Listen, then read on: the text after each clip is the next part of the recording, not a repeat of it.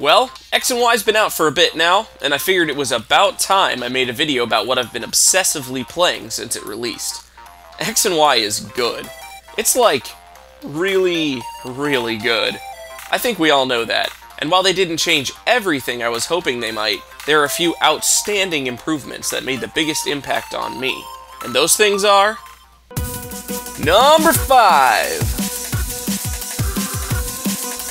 Not HMs.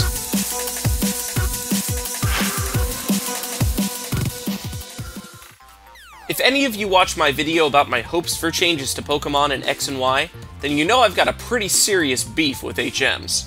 Of course, I knew HMs were still going to be lurking around, but I was pleasantly surprised when I strolled up to the gates of the Elite Four and thought to myself, wait a second, I never ran into one of those horrible HM caves. For the first time ever in my long career of Pokemoning, I didn't have to hit that wall that a good and frustrating HM puzzle creates. Sure, as I began setting up my competitive team, I started realizing a lot of things that I'd missed by not having an HM or two in my party, but by then, with my good old HM slave Bibarel and a party full of 60+ badasses, it was no problem at all to fly back to a previous route and grab that missed item or TM.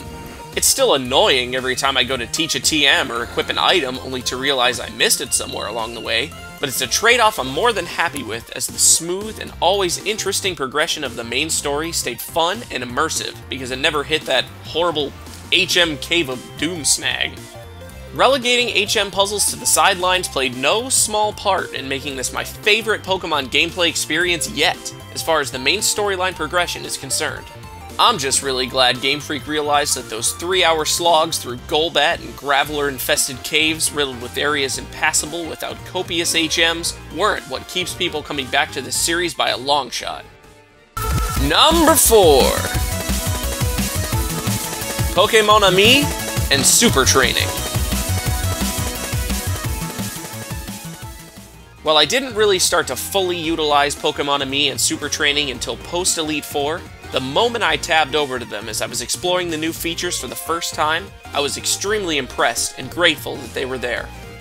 They might seem sort of gimmicky, and in no way are they necessary, aside from achieving that new evolution, but let me tell you why I love these new features so much.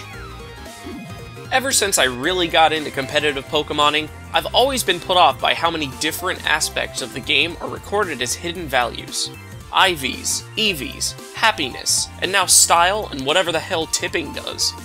Why's all this stuff always gotta be hidden? I mean, these values drastically affect the strength of your Pokemon and your gameplay experience as a whole. Unless you look it all up on sites that have information gathered from the actual data mining of the game's code, questions like, why are my Pokemon's stats so low compared to another's, or even, why the hell can't I get into Botico Tour, simply go unanswered. While we're a long way yet from abolishing hidden values as a whole, Pokémon-Ami and Super Training are a huge step in the right direction. Let's start with Super Training. EVs are probably the most important thing to understand and master if you really want to develop a competitive team. Prior to Super Training, you had to look up the hidden information on what Pokemon provide what EVs when you KO them, discover the hidden ability of the power items to increase EVs gained in their corresponding stats, and keep track of the EVs you've gained with some sort of external calculator. The whole time I'm going through this process, I'm just thinking, why? Why is it so hidden and weird? I felt like I was doing something wrong, something the developers never intended to be done, and maybe that was the case. Super Training, however, shows that Game Freak is finally acknowledging the competitive Pokemon community, and is not only implementing more fun ways of training a competitive team, it's making it more accessible for players who don't want to go through all the hassle that you used to have to go through. Instead of spending an hour fighting level 12 Basculin, we get a fun minigame that allows you to experience a new type of gameplay unlike anything we've ever seen in a Pokemon game before. On top of that, it keeps track of your EV training progress for you, right there in-game. Similarly, Pokémon-Ami makes getting happiness something that can be tracked, and is a lot more fun. The best part of it is that it makes your active Pokemon like a little virtual pet, a pocket monster, if you will, that you can play with and feed, making you feel more connected than ever to your Pokebuddies. I mean, seriously, is there anything in the universe more cute than petting and playing with an Eevee in Pokémon-Ami? I submit that there is not. Long story short, These new aspects of the game implement necessary Pokemon training techniques into the core gameplay in a fun way. It's not all hidden and shady anymore. Plus, we get to interact with the creatures and world of Pokemon in ways never before possible. A++, Game Freak. You crafty devils, you. Number 3! Improved difficulty curve.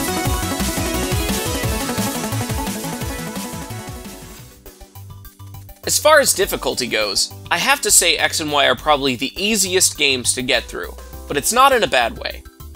Part of the reason they are easier I already mentioned, with the restructuring of HM puzzles, but there are a couple other things that make the transition from low to high level and from gym leader to gym leader more smooth than in previous games. Mainly, changes to XP, XP share, and Pokemon selection.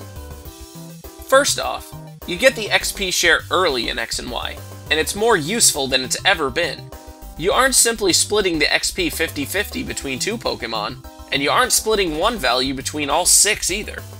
Of course, Pokemon that actually participated in the battle still get more, but this newly designed EXP share makes it easier than ever to level a new addition to a party, or to keep all your Pokemon within relatively the same level as each other. In addition, you even get experience from capturing now.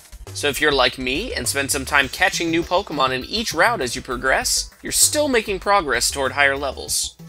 Speaking of catching, you also get a wider selection of Pokemon earlier on than ever before, allowing you to customize your team for a wide range of coverage right away, something you normally haven't been able to do until mid to late game.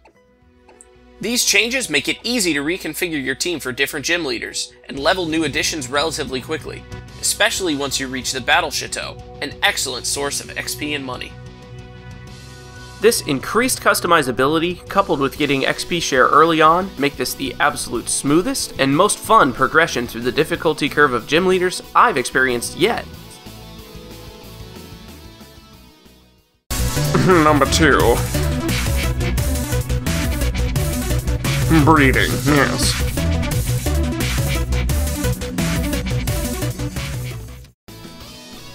The difficulty of breeding competitive Pokemon has always been frustrating. Or rather, madly infuriating. Prior to X and Y, breeding for perfect IVs was nearly impossible, and you were never able to control more than 2, and that's if you were lucky. I'll try not to get back into a rant here, but as I mentioned in my previous video, the impossibility of doing it prompted a massive amount of cheating, and you pretty much had to be competitive.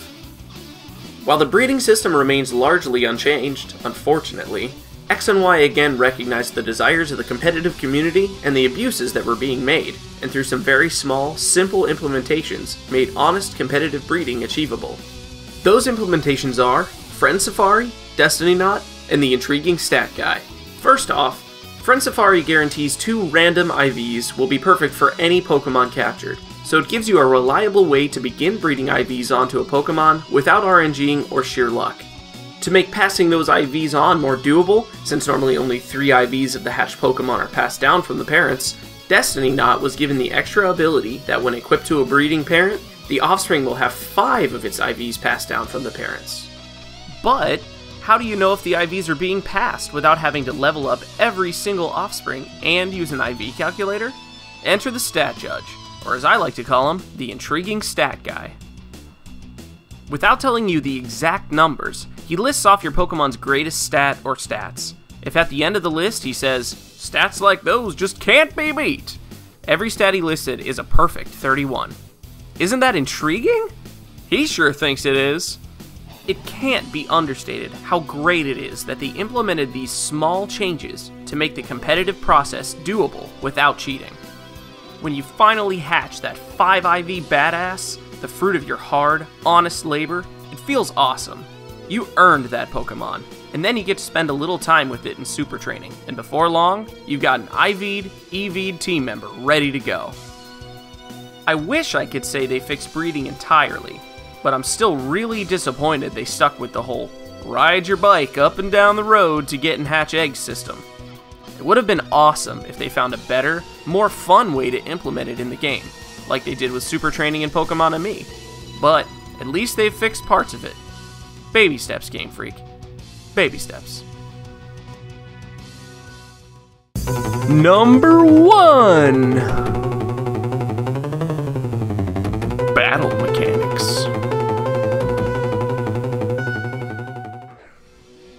X and Y, a lot of battle mechanics were pretty whack. The power of certain types, team constructions, and weather really made the game pretty imbalanced.